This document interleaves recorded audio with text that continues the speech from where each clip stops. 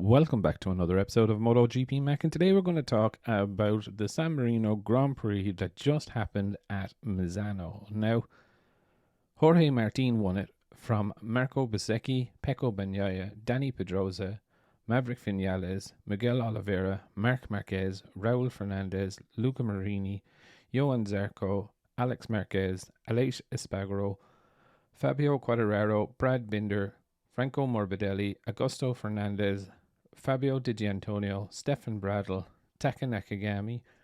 Paul Espargaro didn't finish as he crashed. Joan Mir crashed. Jack Miller and Michele Pirro had an incident on the track together and they both crashed. Now, to talk about the race, realistically, at the front it was a little bit boring. You know, Pecco, Bezzecchi and Martin were all within a second of each other. I would say to up to about the halfway point of the race. And then you could see Pecco was starting, I would call it starting to tire or starting to lose his tire, but you could definitely see he was running out of energy to control the bike. You could then see with around 10 laps to go, Bezzecchi was getting a little bit impatient behind him. But at this stage, you know, Martin had already pulled up like a 1.9 second gap. So there wasn't really going to be the opportunity for Bezzecchi to catch him, but Bezzecchi did make the move. And then towards the end of the race, you know, P1 and P2 was really settled, but the battle was going to be for P3, and Dani Pedrosa got within 0.2 of a second with 4 laps to go, but he couldn't really get around Pecco. So, you know, still an amazing comeback for Dani Pedrosa. Like, he just really showed, you know, the old alien that still is burning inside him. A solid enough race for Maverick Vinales, you know, top Aprilia, which is good for him.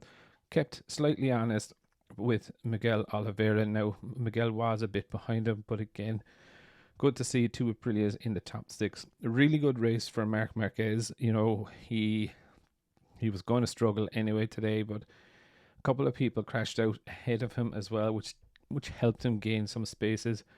Realistically, could have been a 9th place, but you know, with people going out.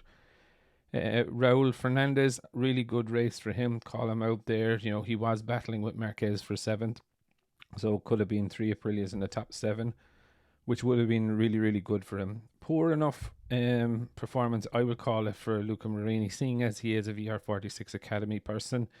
He should be up a little bit further, in my honest opinion. Johan Zarco also suffered. P10, not really great. Alex Marquez didn't show his form of yesterday, but again, I suppose the most surprising ones for me are Aleix Espargaro, Fabio Quartararo down in 12th and 13th place respectively. Now, Fabio, same old story with the Yamaha. Once he gets locked in behind someone, he just doesn't have the horsepower to pass them, and it is difficult to pass in Misano anyway. Aleix Espargaro definitely feeling second hand after the qualifying tumble yesterday. No doubt, I think that affects his performance.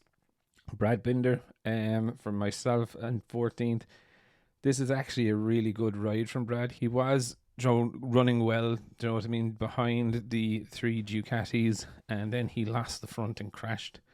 And with a crash, he came all the way back to 14th place, which I think is pretty good, to be fair. You know, he passed Franco Morbidelli on the Yamaha, who didn't crash. So, you know, for me, it was definitely a good ride from him. Overall, I thought the race was quite good. There was a lot of mini battles throughout the field. It wasn't an edge of the seat stuff, but I think myself and the majority of the world were hoping that Dani Pedrosa could get back on the podium. I think it was like 2017 was the last time Dani stood in the podium. So, you know, I think there was a lot of well-wishers there to see could he do it, but good damage limitation weekend is what I would call it for Pecco Bagnaia, seeing as what happened in Catalonia. But 100% for me, you know, man of the weekend definitely has to be Jorge Martin. He was absolutely amazing, and you should see the consistency in lap times that he was doing throughout the race. I think there was only kind of like a 0.2 or 0.3 of a swing for majority of the race, which was brilliant. Now, the only question that we do have is that has any rider fallen foul of the tyre pressures? And this is why I don't like this rule, because The race order or standings could be changing, not from this race or whatever, but the only person I think that could affect this race is Maverick, as he already has a warning. But again, still has an uneasy feeling towards the end of the race. But for me, as I mentioned, Jorge Martin was definitely the man of the weekend for me. I would definitely love to know your thoughts. What did you think of Jorge Martin's performance? Who was your man of the weekend? And what did you think of seeing Danny Pedrosa back on the grid? Definitely leave your thoughts in the comments below, and I'll be back again tomorrow with another video.